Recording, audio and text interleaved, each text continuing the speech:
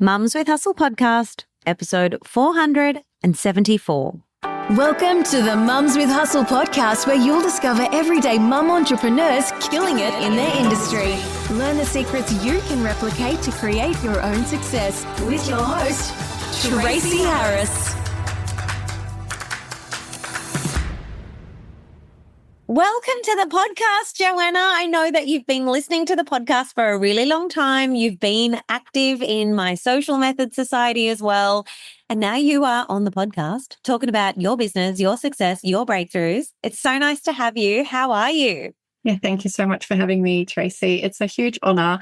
I am well today. Thank you. I had a really big week, started off with the launch of my new program, which is coincidence. It's one of my my solo launch. I've done it with others before, kind of done it together. But yeah, first time doing my first ever kind of group coaching program that I kicked off yesterday. So yeah, it's awesome timing. That is a major milestone. So congratulations. Yes, because you just said it's your first time launching your own group program, which means you're a digital entrepreneur. So beautiful. And can you just tell us first and foremost, who are you? Where is your place of home? And what is it that you do for a living? Yeah, sure. So my name's Johanna Badenhorst, and I am, as you said, I'm a bit of an entrepreneur. I am a psychologist by trade and also a coach, and work primarily in the space of ADHD at the moment, or neurodivergence more generally. And what that means is, I see a lot of women who identify as being ADHD, autistic, and I really enjoy supporting them to help them thrive in life and beyond the therapy room. So I started out as a more traditional psychologist, and as I've kind of grown, have found myself gravitated working particularly in the space of neurodivergence, because I see that so many women either late diagnosed or having found their journey but maybe not their people yet, really want that sense of community, connection. And so having grown up in a different country to most people here, like having grown up in Holland and having had to several times readjust to new people and new spaces, I eventually moved to Brisbane, did my university there, and I've really settled. I really enjoy it here.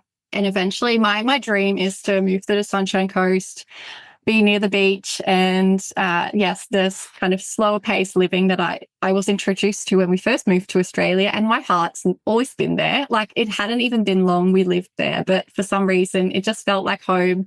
And ever since then, I'm like, one day I just want to end up back there, and I do think lifestyle is so important. And I think that has drawn me in more into the space of wellness and opportunity to help other women, like myself, who are facing a different brain neurotype and want to still thrive in the online space or in their jobs, but with the right accommodations. I found that I've had to go through lots of different workplaces, lots of different experiences to finally find something that works with my brain. And I think that, being able to educate others on that, I think has been really, really special. Well, I'm really proud of you for, creating what you've created. I call women like you the freedom makers, the ones that create a business and a life that honors their genius. Like, your brain is genius when you allow yourself to create from that space. Yeah. And when you let go of the force and the pressure of what the world deems is, the only way to think and create and be and live. And just again, congratulations. And I have a question for you because, as a psychologist, you very much could stick to the traditional practice of psychology, meaning people coming in to see you, to sit in front of you. But you've created now this online program. What inspired you to have a digital offer? Yeah, quite a good question. I ask myself that a lot because it definitely is like quadrupled the amount of energy it takes to juggle so many different demands. But I really like the idea of being more accessible across different, parts of the country or countries. I do still think primarily it's Australians that tend to consume my content, but it turns out, having had a podcast now, which reached surprisingly over 65 countries, I was like, what? So it is kind of reaching much further than I could have ever imagined. And that really, I guess I'm proud of. And I don't say that enough out loud or even to myself, in all honesty. But I think I've always been a bit of an innovator. I've always, as a child, I know that I think a lot of, especially ADHD entrepreneurs or just entrepreneurs in general, can really identify with that. But how can I do things differently? Like, this is cool, but why not leverage this like technological advantage that we kind of have these days and actually like make bigger waves and have more of an influence, more of an impact? And it is still in person that also really where my passion lies. Like, I have to be honest with myself. Like, I don't know if I could be entirely online only. I really love the deep connection that you can get from just being faced with people, face to face. Like, I really do think that's an important element. Yeah. But I also love the accessibility and the reach I guess I can have to being online. And that's helped massively in so many ways, having, more freedom, like you've found yourself, but also, being able to then reach more people too. I think the therapies, everything, every spaces have changed so significantly since a lot of us have gone online more. And if that's meant that like more people can, be impacted. And also, I guess there is something about, just the being able to, I don't say repurpose, but like you can do things more efficiently, right? Like you can kind of do things differently. And it's not like, everyone gets a different version. It's like kind of like packaged up in a way. It maybe like means that you have more financial freedom at some stage too. So I do think that we can't deny like there is advantages to that as well. Oh, 100%. So for me, it is very much about being able to have a global impact, like you said, like to know that people from 65 different countries around the world have listened to your podcast because you have had the courage and the calling to share what you know and how you can support people in an online capacity, which means you're not just relying on people who can get a referral to your practice or people who may just walk past your practice and then say, oh, okay, I think I really need support. I'm going to see if I can book in. You are making yourself be more accessible. So that is a huge benefit. But a beautiful thing for those of us that are taking our expertise or our passions and our skills and putting them together in an online course or online coaching program is that it does give us more lifestyle. It does give us more freedom. It does mean that we're no longer trading time for money because we've got a one-to-many program, meaning there's us, we're supporting everybody in like a classroom or group sort of setting. So many people are being impacted and supported at one time, which does mean that we are leveraging time to make more money in this model. And that's why I think it's so attractive for so many people. But it also allows us to have more rest if we build our businesses in a way where we actually support ourselves. Still working on that one. Yeah. Yes, and that's what I love supporting my ladies to do inside of Freedom Filled Business because they're building digital businesses, but we need to not slip into old employee habits, where we think we have to work 9 to 5 hours or just always being productive, never resting. It's very much about how can I grow this digital business at my highest level, have my biggest impact, but also in a way that allows me to live more and have financial freedom, creative freedom, time freedom, location freedom, peace, fun, leisure, great relationships, be fit, all those things. Because people think, is that possible? It's not possible, but it is possible. So anyway, you are doing the things and we are so proud of you. And it started with needing to build an audience online. Right. A personal brand, because without that, really, how are you going to fill the program? Now, it's not impossible. It's not impossible to fill our online programs without an online social media presence, but it's much easier when we embrace that. And so what I've been sharing for the past 8 years, I think it's 8 years now. Wow. is my social method, which is a system for helping women build that personal brand on Instagram, use content marketing, whether it's a podcast or a blog. In your case, you've chosen podcast. I love that. And then creating a program that helps and serves and supports these people. So a way of monetizing that presence through a digital offer. When did you join the Social Method Society? And can you try to remember what or how you felt about stepping out and building a brand presence on Instagram? What was that like? How long ago was it, first of all? Yeah, so it was about basically 3 years ago exactly that oh, no, 2 years ago. 2 years ago, yeah, exactly. I think that I began considering going out on my own as a psychologist initially, and I quite soon after joined the Social Method Society. I should have checked what kind of timeline I was was here, but it was very soon after. I think it was something like June, maybe May or June, and I was basically kind of in the Social Method Society as I was doing my social media, and then started kind of working in my practice, and I'd gone through the branding and everything. But I must have been part of it toward the early part of 2023, and then I was kind of, as I was building my own business brand, I was watching all the content, getting in touch with people inside of the group, and I was part of it for a really long time. And then I think other opportunities came up, but it wasn't until very recently that I kind of pulled back from a lot of the social media groups, lots of just kind of those group programs, when I'm like, okay, I've got my wings now.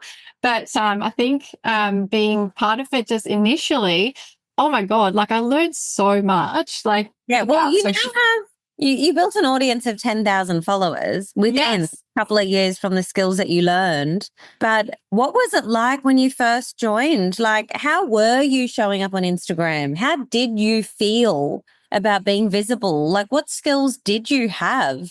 I was definitely, I felt often like an imposter. When I first started out, I really was concerned about how I was going to be perceived, and, that about my messaging, and just the way, or how to even understand navigating all these different types of reels, carousels, and all the different content. And so your different kind of memberships and things that you were sharing, trainings you were sharing, really helped with just feeling more confident, because it's like learning a new language a little bit.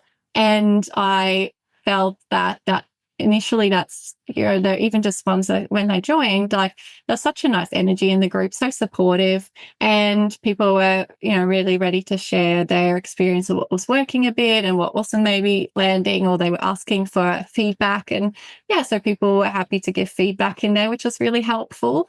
And that, I think, was really good to get me started, because I wasn't sure what I was doing initially, or what numbers and what they meant, and how to understand, trying to build an audience that was engaged, how to do that storytelling and all of that stuff that's so important. And I guess it was trickier in a position that we were in as allied health professionals, being under a board. There's certain types of things that definitely make it a bit trickier in a way, because you have to show up in a certain type of professional, kind of appearance, or as how you have to come across, having very much ethics in mind.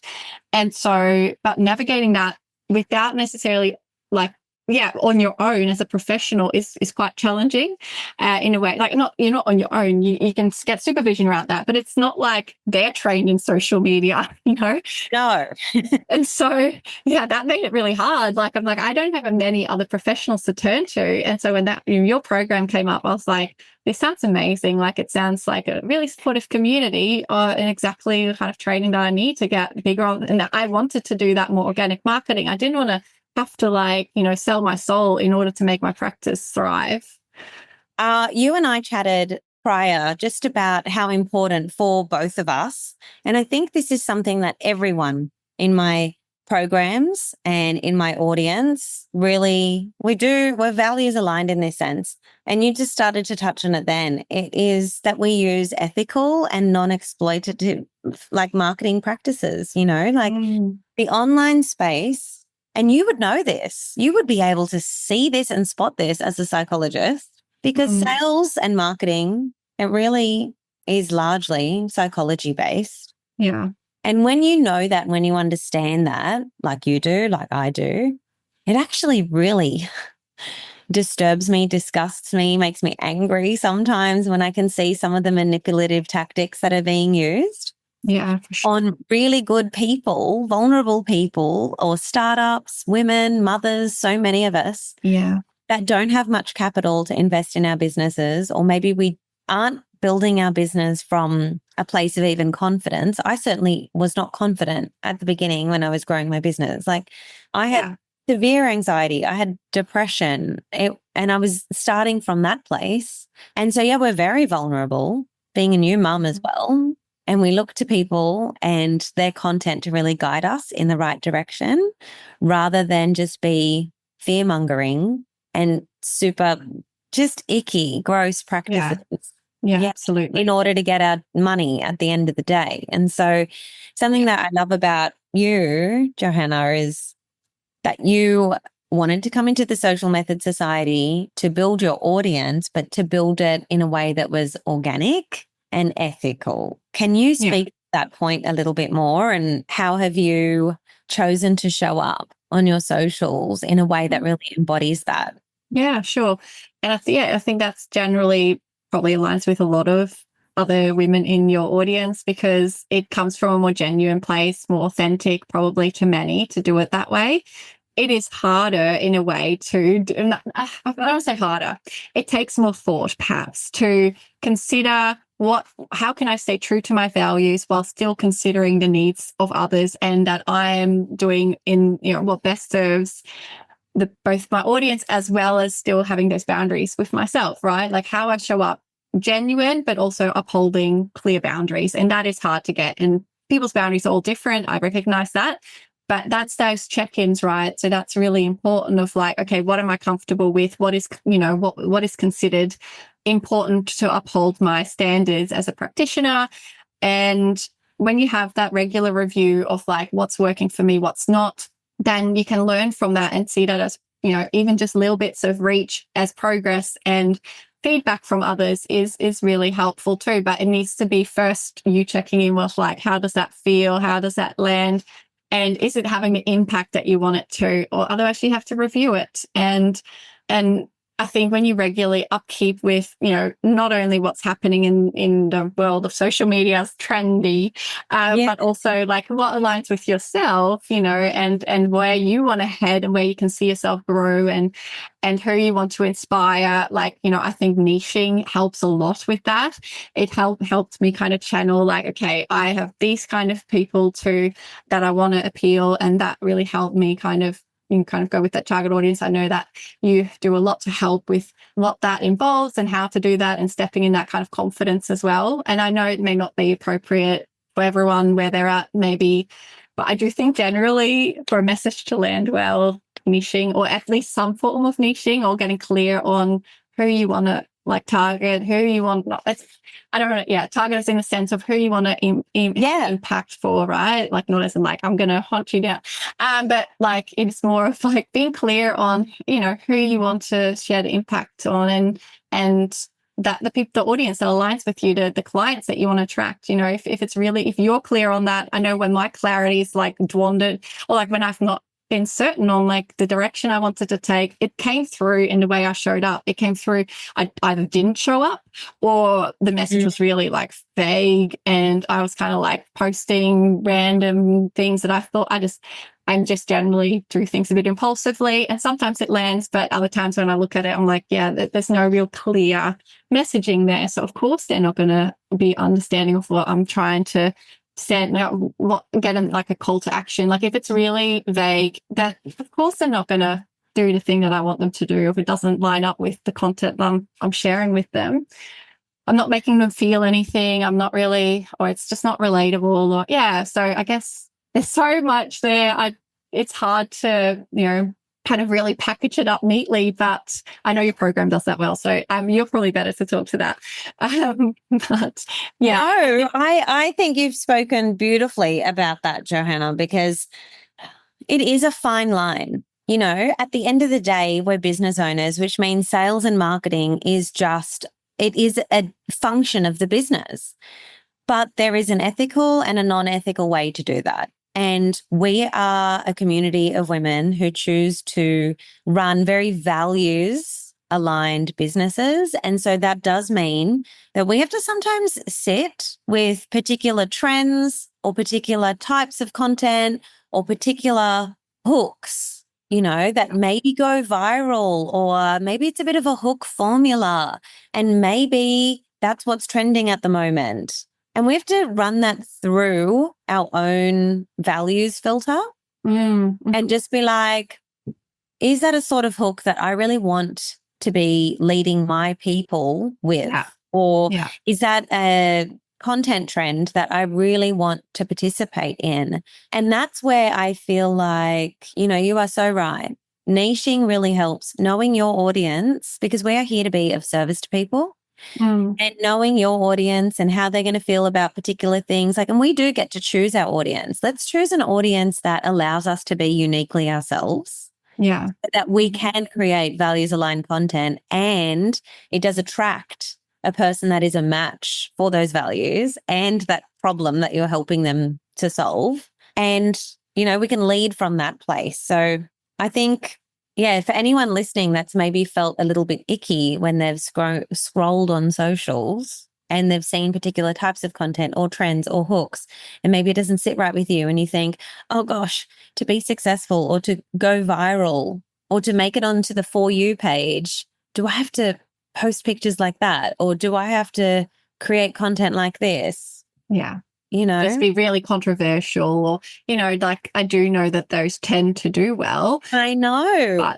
But does that align with you or the people that, is in your audience? Are you okay with taking that risk of then maybe getting a lot of things thrown at you, like comments, I personally have been pretty fortunate, but it's probably because I tend to share quite mindfully, and I don't tend to be super controversial. Like I am a little bit sometimes. And the time I was, oh man, that was, an interesting journey. And I guess that's the risk that you take when you say things that are a little bit controversial, while still maybe in our position, especially, they need to still be backed by science and all the rest of it. So you can't say anything that's really unfounded. So that's, again, we are a bit more constrained, right? But for some people, I'm a bit jealous, because I'm like, I really want to get my high horse on this, and I just want to share things that. So at some stage, maybe I, or just I have other avenues of doing that. Certainly, I don't tend to do that so publicly in social media, but there's definitely time and place for, when what you share, maybe if you feel especially heated, that might not be the best moment to share something, because that could get you into a place where you don't feel ultimate shame about what you share, because maybe it was very emotionally charged. And so maybe sit on that and just be like, it's an idea that I do, and something I really want to share, but maybe right now it's not the right time. Like I want to make sure that my message is clear when I deliver it, because it's come, really close to my heart. And so there might be a time where you're like, jumping on right now in this impulsive moment may not be the best decision for me and my audience. I might need to do that when it feels right. So that might be another way to do it as well. Yes. I do feel like having an opinion and standing for something and maybe sharing an unpopular opinion is also a really great way to unite your audience and bring them even closer. Like if we are sharing unpopular opinions, maybe they're unpopular for people that aren't in the audience. Yeah. And so then what that's going to do is it's really going to rally everybody together that our values aligned in your audience, and they're going to get a bit noisy. They're going to hit the share button, or they're going to comment below, or they're going to be writing to you and saying, oh my gosh, Johanna, this is so spot on. I agree. But that's because you've chosen, and this is strategic, you've chosen an unpopular opinion that is also unpopular with your audience. They've just been waiting for you to say it. You're not saying an unpopular opinion to go against your audience's value system. That would be silly. That would be a little silly because you've picked your audience, remember? Yeah. You've niched, you've chosen them. You understand their values, their attitudes. These things are called psychographics in branding. Like you understand your audience's psychographics. So you can be a little bit more strategic and thoughtful about giving voice to topics that maybe outside of the community would ruffle some feathers. Yes. So, there's definitely a smart way that we can do this, and we should be giving, we want to have a stand, we have an opinion, otherwise we stand for nothing and no one's listening, right? Yeah. It is about knowing your audience and who you're talking to and how they're going to receive this information, or opening up dialogue with them, because, and just really knowing not everyone's going to actually agree with what we're saying. It is. Absolutely. Yeah. Not everyone is going to agree with what we're saying. And I love when someone writes publicly in the comments about something that I've said, and maybe they're viewing it from a different perspective. So for them, I totally see how they've received the message in that way. And so I will acknowledge that. I'll write back publicly. I don't view those individuals as trolls. And I don't get upset and sad and think, oh my gosh, they don't like me or I'm a bad person. I just say, thank you so much for showing me your point of view and your perspective. That makes so much sense. Or maybe not always, but yeah. It makes so much sense given your point of view. But this is my perspective that it was written from, and this is what I'm wondering. And then they'll often go, thank you so much for not just eating my comment or getting it. Like, you've taught me something. I'm going to go away and think about that. And I'll say, you're so welcome. Thanks for contributing to the discussion, because that's what this is. That's right. It allows for more engagement. So, yeah. And it's more engagement. We love that. We love the conversation. Oh, but that's such a tricky one. So you, in your time in the Social Method Society, you went from not really understanding how to use Reels in a strategic way to grow your business to really using Reels to have a booked out practice just within months. It was all organic. So are you able to share with us, what are your top 3 learnings from, your time in the Social Method Society when it comes to Reels? Like, what are 3 things that maybe you're still doing to this day with your Reels that you're like, no, this is best practice for me? Having fun definitely is one. I know that's when a lot of the time they get best received when I'm doing, just dancing, being silly, having fun, being playful, because I think that again is a bit more authentic than just the really staged ones where it seems really either scripted or I maybe have a take that's a bit humorous or quite unique. And I've just had a bit of fun with it. So then it lands better. I have more fun. It feels more aligned because I'm came from the right place for me. That's a big one for me. Then ones that have a clear message. So ones that have, make people feel something, or they educate in some way or another.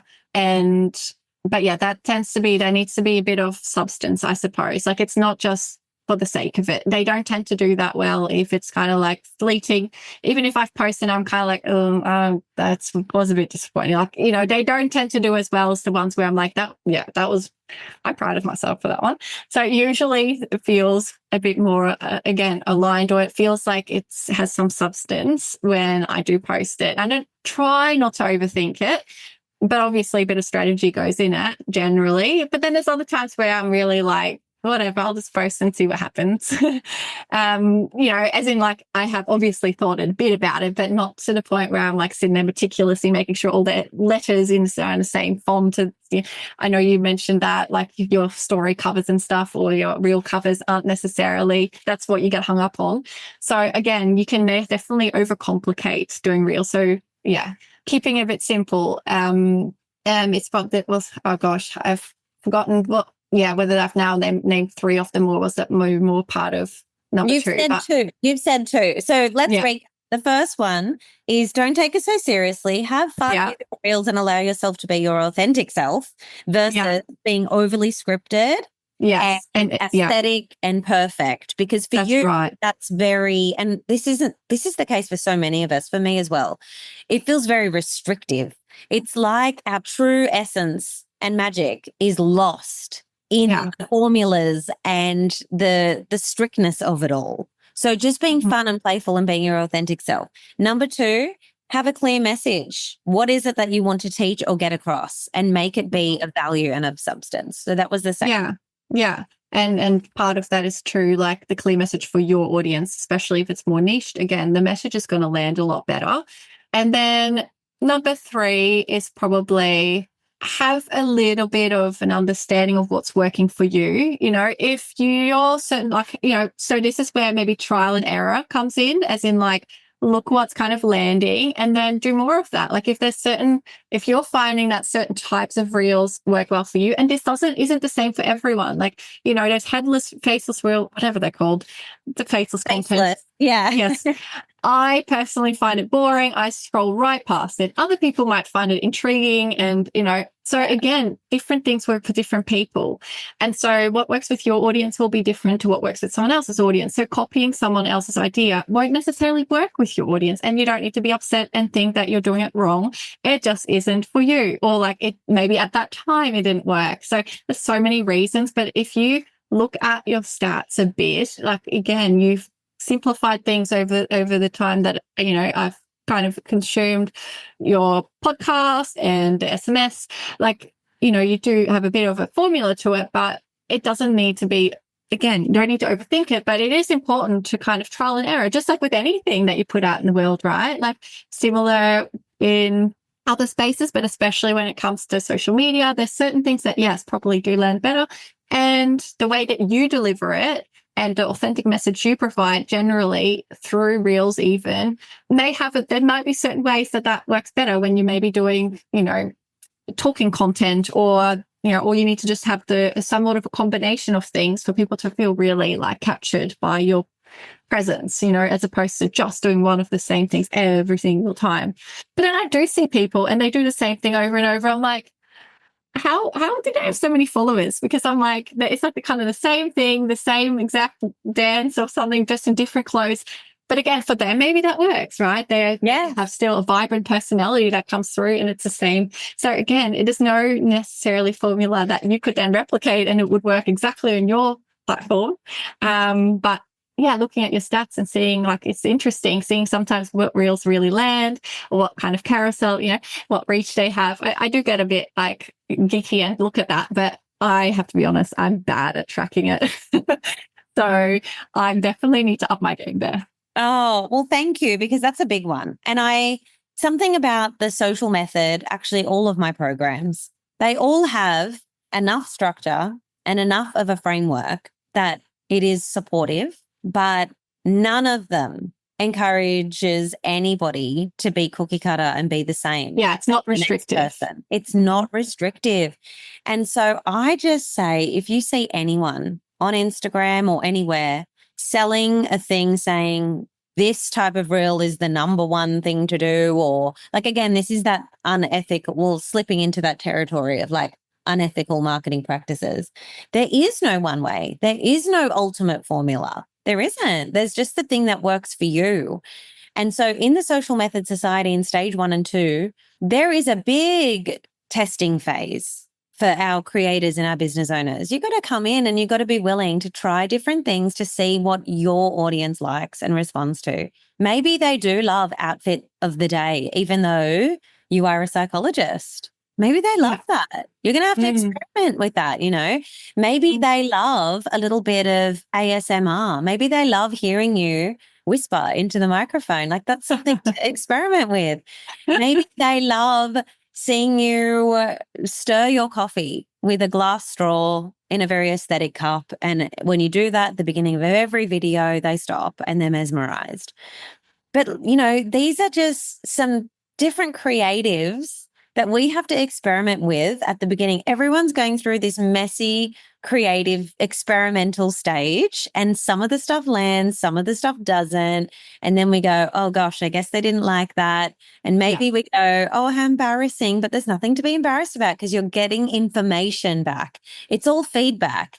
And then you find something that your audience does love and you go, oh, okay, I'm just going to keep doing more of that. So paying attention to the data is a huge one. Like that's something that we can all do. And then we're all going to end up being uniquely ourselves. Mm-hmm. Yeah. And probably, like connected with that still is coming back to, the data and being able to blend that nicely with your own values and what feels most aligned when you do it. So even if the data, if it doesn't completely marry up, that's okay. That means that it might not still be like, if randomly something that you weren't really backing happens to go viral, it doesn't mean you have to do that again. Like if it really just it was like, it was such a like a non-message, like it was so not like what I wanted to go viral or whatever. It's always the case. Yes. And so it could have just been a funny meme and it just happens that like it just took off. It's both frustrating and also validating in a way that some things are landing, but it'd be nice if it was the right message that you want to get across or something that like, was a piece that you'd been putting a lot of effort into. It doesn't always work out that way. People have studied what makes particular pieces of content like videos, TikToks, all of that.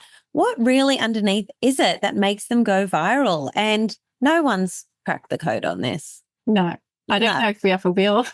Yeah, exactly. But it's a fun thing to chase, right? It's fun as long as we don't get too serious and as long as we don't attach our personal self-worth to these vanity metrics. That's what I like. That's right. Yeah. Mm-hmm. Okay, so you've got you grew your audience to 10,000 followers organically on Instagram. They are an aligned audience, meaning they are your perfect people. Mm. You were able to learn and practice how to use Reels to really grow this booked out practice. Mm. What are some of the other benefits that you are seeing in your business or within your own personal self because you've mastered these skills? Because a lot of people can sometimes just think, oh, it's just Instagram. Like, it's not that important. It'll fall to the bottom of the heap of someone's to-do list. Mm. Oh, it's just an Instagram story. I don't feel like doing it today. I just won't do it. It's not important. But what are some ripple effects of you really building this audience, learning how to do great reels and getting better at them every time, and all of the other Instagram skills you've learned? Gosh, yes, that's a bit of a loaded question, but a good one because you're right, I have learned a lot and it probably has been because I've been, paying close attention to what they want to hear and what they want to see, but also keep reflecting on but also what am I passionate about? And then being able to deliver something that feels aligned to the both of us, right? And the people who've kind of moved away from my social media, who've essentially may have not at some stage felt like my content was for them. And that I think is also good because then you are growing an audience that is more aligned. Like it means that it's a very engaged audience. And I've just come to accept that, that it's this natural shaving away or shedding off people that no longer are your people. And that happens throughout life. Like you have people in your life for different reasons, seasons. And so I think that's the same with your audience, that you grow and then people either grow with you or they see that no longer do they need your support or advice or, inspiration. So that's been helpful to kind of, nurture. It's like an actual audience that wants to be my audience. And being really engaging with them, I think has helped a lot. Like I'm pretty active, but my boundaries probably in the past haven't been the best. So I would say that that's still work in progress. And I probably poured most of my energy into one platform. I don't want to say one platform, but definitely as fewer platforms as necessary in order for me to grow. So I naturally have things appearing on my Facebook, but I do still find that most of my really active audience is actually on Instagram. I just couldn't really get the energy of TikTok. I know that it's a bit controversial. I know that there's a lot of things that are happening there, maybe less so at the moment. But I just never really felt that I had a real connected audience there and nothing was really taking off there. And so I kind of dripped and drabbed there and I still intended to at some stage return, but just to navigate, just with where it's at the moment, I think I still will just kind of stick with Instagram because from the beginning, I think I had just a lot of other professionals as well on the platform that I've really connected with. And that was really helpful. They've been referring and building up my confidence as well. So I think that was really great. It wasn't just, possible future clients, customers, whatever. And that, just also, I was able to create a second business. So together with my, original psychology business, I was able to then, I guess, have a separate, like more in the, I guess, coaching sphere. And that's why I try and be really clear about and separating. That's really important to me, just to be able to practice ethically. So, but having kind of two audiences now, it does make it trickier. It's a lot more to juggle, but that's what I've chosen to do. And I guess that, my more personal or my professional account, but where I am nurturing more of like the coaching clients, that's where I put all of my energy, well, not all of a lot of my energy. And then the other, I naturally don't have to do much more to anymore. Like, I'm comfortably practicing but it's taken time to be comfortable to step out of my comfort zone there too. I've done a lot of growth in the last, what has it been, 2 years or so, when I've really stepped into the Instagram game. And I've learned so much, I've learned what works for me, what doesn't work so well for me. And since I've been a lot more authentic and a lot more aligned with my people, I think that's when things really started to grow a lot more, when I've made more appearances on things or have collaborated with others. And, then that's when things really take off, because more exponentially, because you have a bigger impact. People talk about, share your stuff. Like, I've even had people shout me out. Even just recently, another professional shouted me out on another podcast, and it was so kind. It was so unnecessary, but so cool. Yeah. I was like, the podcast reached out and they're like, oh, by the way, someone's, shouted you out in my podcast.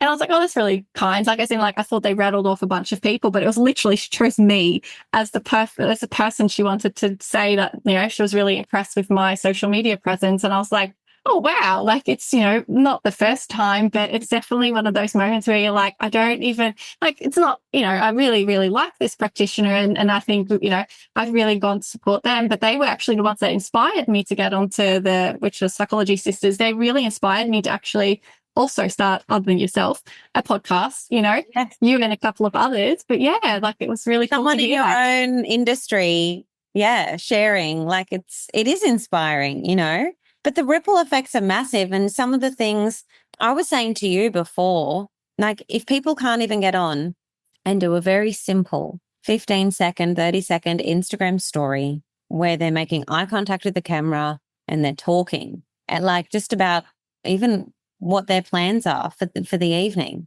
if that feels incredibly daunting and heavy, how are we going to get to the place where we want to go live, whether it's on a webinar or, live shopping or whatever's going on, and we're going to sell our product live, whether it's digital or physical. It's there are a series of things, a series of skills that we need to be able to do and do easily. It's like conditioning. We're conditioning ourselves for either more difficult things, or we're conditioning ourselves to be able to do things more often. Yeah. And, what you've built consistently through practice, through first and foremost, educating yourself on how to do these things, putting yourself in an environment with other people that are actively doing these things every single day, you naturally pick up those habits. And then learning these things, seeking feedback, like you said in the group, and applying it over and over and over again. You have developed an amazing skill set that has allowed you to launch another business, start another account, build your own professional network, collaborate, get shout outs without asking. That's just stuff is just happening organically. Yeah. Build that confidence of knowing, what, my audience is going to grow. And then sometimes people are going to leave and opt out and unfollow, and it doesn't affect you. Mm-hmm. That is massive, So congratulations, because I feel like a lot of times we can notice our wins and our progress, but we don't often spend a lot of time reflecting on the ripple effects of each of those wins. Because I've mastered this skill, now I'm able to do X. Or because I've become so confident at speaking on stories, I'm now also confident at speaking on Instagram Live. And the effect of that has meant I'm not really so scared of striking up a DM conversation that is more of a sales conversation with a lead and a client. I'm quite happy to get on that. And then I'm happy to get a sales call. And it's all this small stuff that all stacks. Mm-hmm. Mm-hmm. Yeah, absolutely. Yeah. Yeah. Well, congratulations, my friend. Thank you. Thank you so much. Yeah, no, it's been a journey, but I'm so grateful because I can honestly say that there's no way I would have been able to build all this up without social media, without like the internet. Like it just is one of those things that, yeah, it's crazy to think that no one really knew about me before. There's no way I would have started it. Like, I would have never thought about doing a podcast or anything like that. But then at the same time, when I really think about like that, those were aspirations, even though they weren't like solid exactly like that. They were always things where I'm like, I could see myself as that kind of practitioner or one that has lots of things going. Like it always inspired me. But I couldn't have imagined it would have turned out like this or still is evolving into different spaces. But I think that comes with having that, somewhat freedom. I'm not waiting for, necessarily or like paying advertisers to necessarily, share my stuff out there. And occasionally I've done the odd ad, but honestly, it's been very, very little. Like it's been, again, but through social media, right? So I've not necessarily needed to lean on that in order to grow or to build or sell things. Like I've naturally just been able to do that through word of mouth and through people sharing my content and people sharing my podcast name around. So that's been really good. Yeah, well, there's a time and a place for when it makes sense to layer in a paid ad strategy to amplify the reach even more. But it's not necessary right now, and for so many people, it's not necessary for a long time. Like you can very much grow a 6, even a 7-figure business organically without any ads, if you've got these skills and these strategies, and more importantly, the confidence to be the person like you are, Johanna, to take the action. And just to wrap up, you said something that maybe just rolled off your tongue. I don't know, but it was simplistic, but very powerful. And I want to wrap up the episode with the gist of what you just said.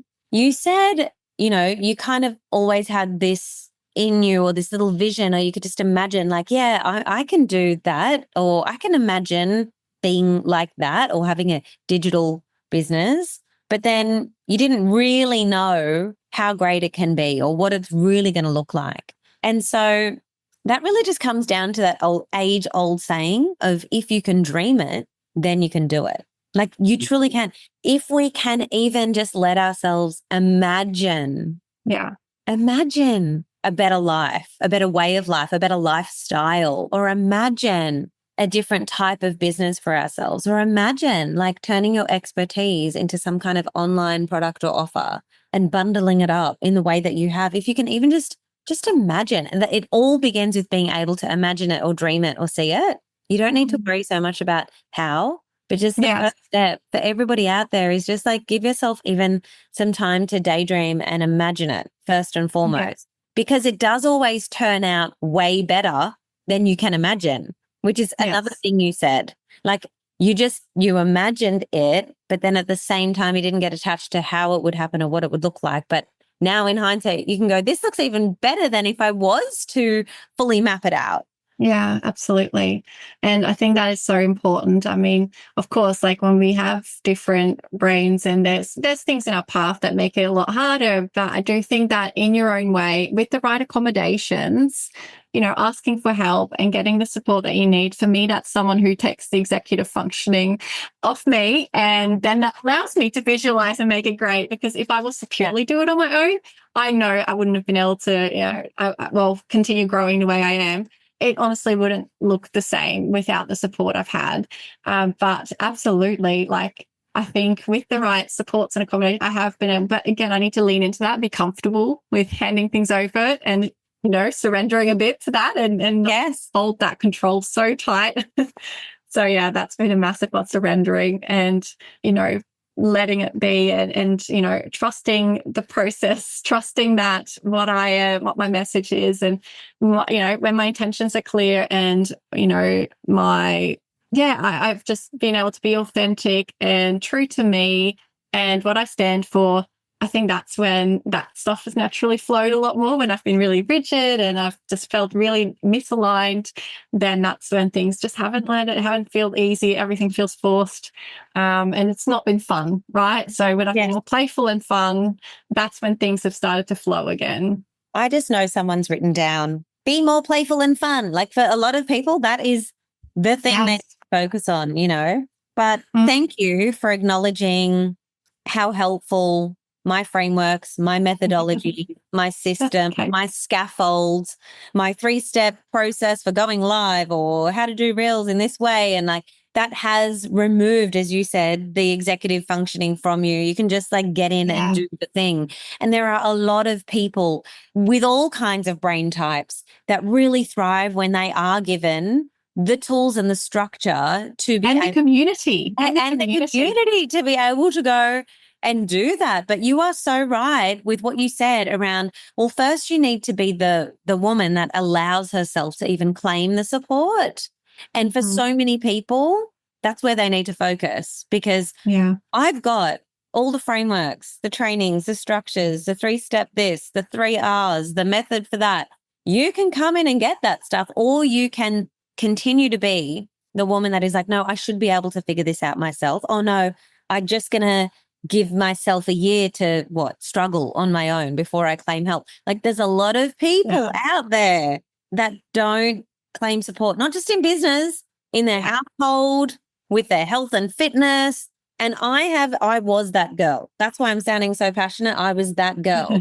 But now I'm literally the opposite. I'm like in every single area of my life, what's the support I need to do better or have more ease or have more time or like, you know, how can I claim more support? So anyway, you've shared so much truth and wisdom with us. Thank you. And also sharing, your progress. Congratulations. And thank you for not gatekeeping and telling people, you know, like your 3 tips for reels and just everything to really help us. We love that. You're a woman that supports other women, and we wish you all the best in your business, Johanna. So can you tell everybody where can they go to learn more about you? Where can we go to follow on Instagram? Yeah, of course.